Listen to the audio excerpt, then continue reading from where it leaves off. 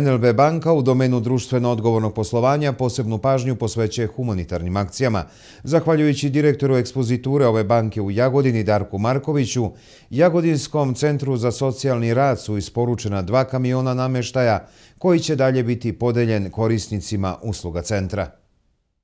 Jedna od obaveza NLB banke kao dobro korporativno komšije je da bude aktivan učesnik života lokalne zajednice u kojoj posluje. Ono što moram napomenuti na početku da je NLB banka pre svega društveno odgovorna kompanija, što smo do sada dokazali nebrojeno puta, a upravo smo dokazali i danas ovom donacijom Centru za socijalni rad, donacije u vidu kancelarijske opreme, namještaje u pitanju, to su stolovi, stolice, fioke, plahari i sve ono što će pomoći u svakodnevnom i dnevnom radu u Centru za socijalni rad. Naravno, direktor centra Biserka Jakovljević će svakako odlučiti kome će taj namještaj ona iz centra dalje donirati i koje su to porodice možda najugroženije kojima je taj namještaj najpotrebniji.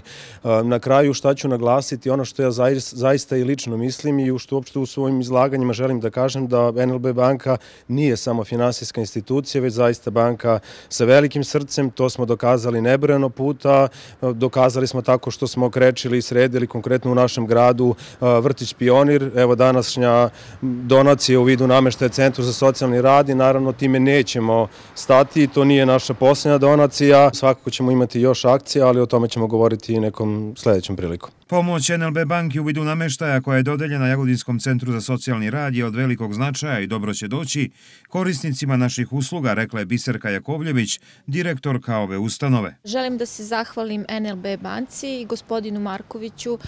koji nam je danas omogućio da dobijemo kancelarijski namještaj. To su stolovi, stolice, ormani, ali to će biti raspoređeno korisnicima Centra za socijalni rad, onima koji dolaze svakodnevno u dnevni boravak ili siromašnim porodicama kojima će ovaj namještaj koristiti pre svega za decu, studente, da uče na tim stolovima i da koriste te stolice. Tako još jednom hvala, to je zaista jedan kvalitetan namještaj i mi ćemo u narednom periodu rasporediti taj namještaj onima kojima je to najpotrebnije.